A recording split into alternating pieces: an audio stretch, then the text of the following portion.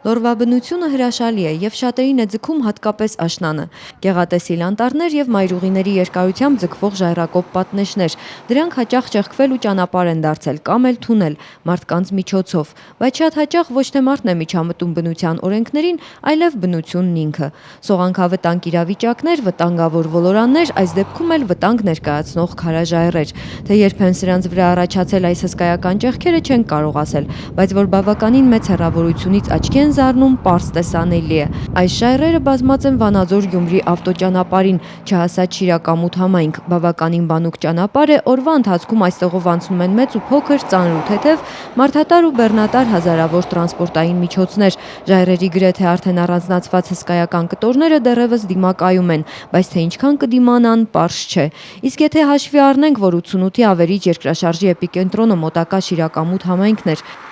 երկրաշարժերն էլ մեր տարածաշրջանում ոչ հազվադեպ երևույթներ են, ժայռաբեկորների ճեղքվածությունն ու դրանց վտանգավորությունը ավելի ակնառու կդառնա։ Անցորդ աղոթիր Վանաձորից Շիրակամուտ եւ հակառակ ուղղությամբ անվտանգ հասնելու համար։